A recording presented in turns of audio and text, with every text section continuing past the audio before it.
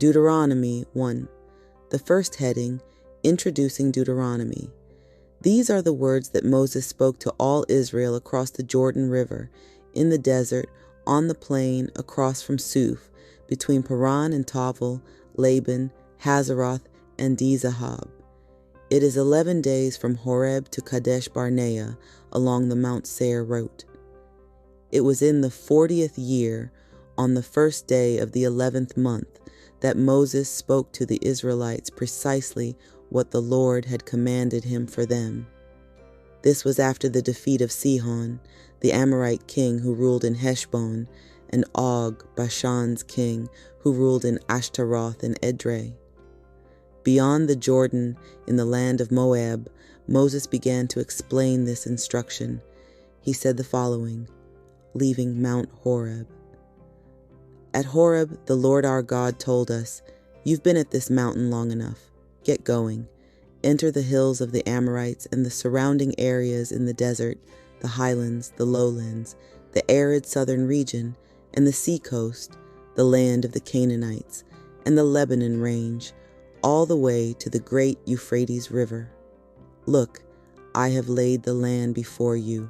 Go and possess the land that I promised to give to your ancestors Abraham, Isaac, and Jacob, as well as to their descendants after them.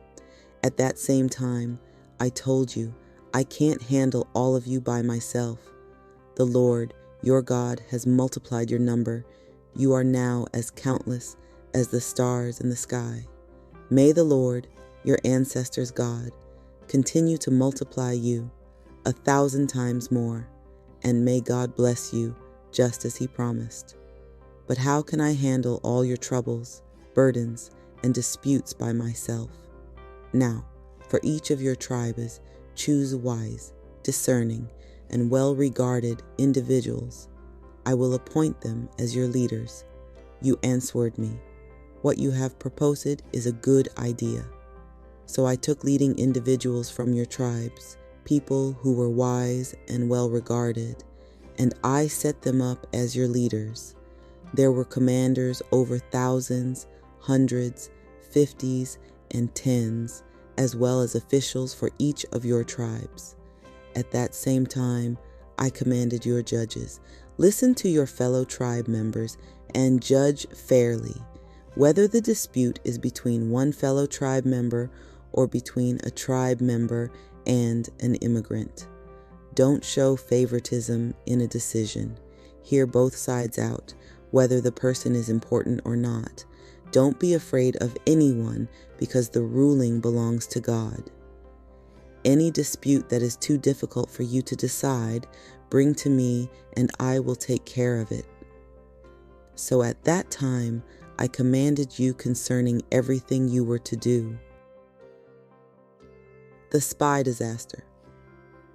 We left Horeb and journeyed through that vast and terrifying desert you saw on the way to the hills of the Amorites, exactly as the Lord our God commanded us.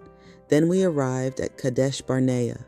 I said to you, you have come to the hills of the Amorites, which the Lord our God is giving to us. Look, the Lord your God has laid out the land before you. Go up and take it, just as the Lord, your ancestors' God, has promised you. Don't be afraid. Don't be frightened. Then all of you approached me, saying, let's send spies ahead of us. They can check out the land for us. Then they can return with word about the route we should use and bring a report about the cities that we'll be entering. This idea seemed good to me, so I selected 12 men, one from each tribe. These set out and went up into the hills, going as far as the cluster ravine. They walked all around that area. They took some of the land's fruit and then came back down to us. They reported to us, the land that the Lord our God is giving to us is wonderful. But you weren't willing to go up. You rejected the Lord your God's instruction. You complained in your tents, saying things like, the Lord hates us. That's why he brought us out of Egypt, to hand us over to the Amorites to destroy us. What are we doing? Our brothers have made our hearts sick by saying, people far stronger and much taller than we live there, and the cities are huge, with walls sky high. Worse still, we saw the descendants of the Anakites there. But I said to you, don't be terrified, don't be afraid of them. The Lord your God is going before you. He will fight for you just as he fought for you in Egypt while you watched, and as you saw him do in the desert. Throughout your entire journey, until you reach this very place, the Lord your God has carried you, just as a parent carries a child. But you had no faith in the Lord your God about this matter, even though he went ahead of you, scouting places where you should camp in fire by night, so you could see the road you were taking, and in cloud during the daytime. The Lord heard what you said. He was angry, and he swore, not even one of these people, this wicked generation, will see the wonderful land that I promised to give to your ancestors. The only exception is Caleb, Jephunneh's son. He will see it. I will give the land he walked on to him and his children for this reason. He was completely devoted to the Lord. The Lord was even angry with me because of what you did. You won't enter the land either, God said, but Nun's son Joshua, your assistant, will enter it. Strengthen him because he's the one who will help Israel inherit the land. Now, as for your toddlers, those you said would be taken in war, and your young children who don't yet know right and wrong, they will enter the land. I will give it to them. They will possess it. But you all must now turn around, head back toward the wilderness along the route of the Reed Sea. You replied to me, we've sinned against the Lord. We will go up. We will fight just as the Lord our God commanded. Each one of you grabbed your weapons. You thought it would be easy to go up into the hills. But the Lord told me, tell them, don't go up, don't fight, because I will not be with you. You will be defeated by your enemies. I reported this to you, but you wouldn't listen. You disobeyed the Lord's instruction. Hot-headedly, you went up into the hills. And the Amorites who lived in those hills came out to meet you in battle. They chased you like bees give chase. They gave you a beating from Seir all the way to Hormah. When you came back, you cried before the Lord, but he wouldn't respond to your tears or give you a hearing. And so you stayed in Kadesh Barnea for quite some time. Deuteronomy 2, Journeys in Transjordan. Next, we turned around and headed back toward the wilderness along the Reed Sea Road, exactly as the Lord instructed me. We traveled all around Mount Seir for a long time. Eventually, the Lord said, you've been traveling around this mountain long enough. Head north. Command the people as follows. You are about to enter into the territory of your relatives who live in Seir, Esau's descendants. They will be afraid of you, so watch yourselves most carefully. Don't fight with them, because I will not give the tiniest parcel of their land to you. I have given Mount Seir to Esau's family as their property.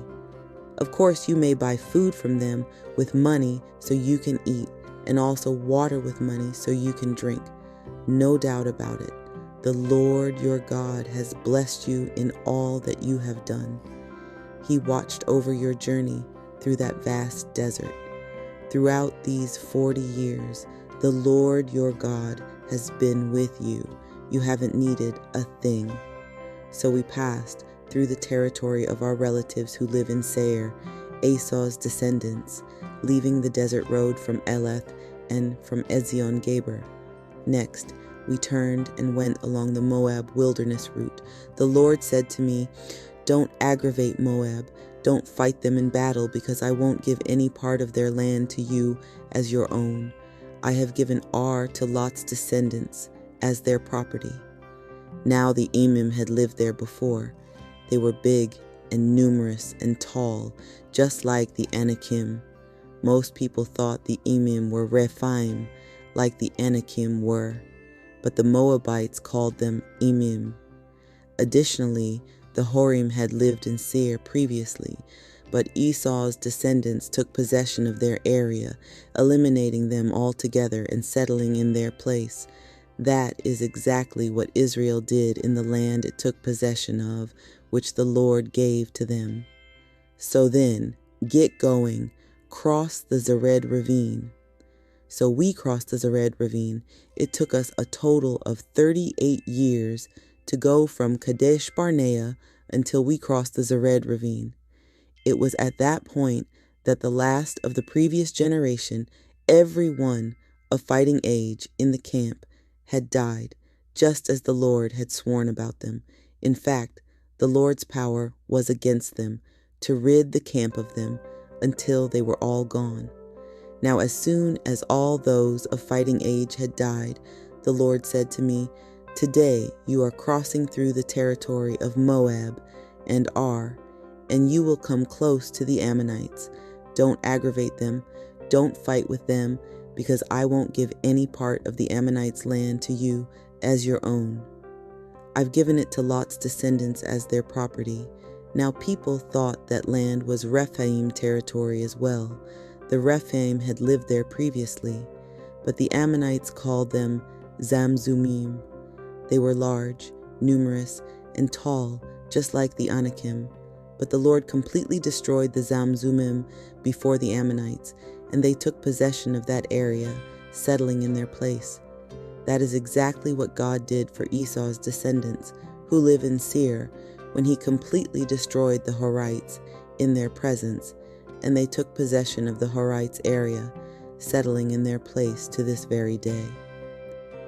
The Avim, who had lived in settlements around Gaza, were completely destroyed by the Caphtorim, who had come from Caphtor. They replaced the Avim there. Victories in Transjordan. So get going, cross the Arnon ravine. I have handed Sihon, the Amorite king of Heshbon, and his land over to you. It's time to possess the area. It's time to fight him in battle. Starting right now, I am making everyone everywhere afraid of you and scared of you. Once they hear news of you, they will be shaking and worrying because of you. I then sent messengers from the Kedemoth desert to Sihon, Heshbon's king, with words of peace. Please let us pass through your land. We promise to stay on the road. We won't step off it, right or left. Please sell us food for money so we can eat. Sell us water for money so we can drink. Let us pass through on foot, just as Esau's descendants who live in Seir and the Moabites who live in Ar did for me, until we cross the Jordan River into the land that the Lord our God is giving to us.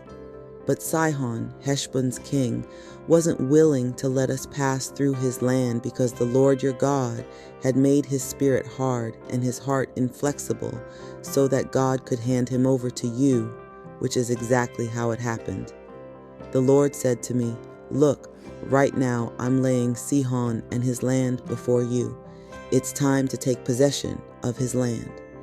Sihon and all his forces came out to meet us in battle at Jahaz, but the Lord our God gave him to us. We struck him down, along with his sons and all his forces. At that time, we captured all of Sihon's cities, and we placed every town, men, women, and children, under the ban. We left no survivors. The only things we kept for ourselves were the animals and the plunder from the towns we had taken. From Aroer, which is on the edge of the Arnon ravine, to the town that is in the valley there, even as far as Gilead, there wasn't a city that could resist us. The Lord our God laid everything out before us. But you didn't go near the Ammonite lands or Hillsida cities along Sida the Yabok River, in compliance with all that the Lord or God had commanded.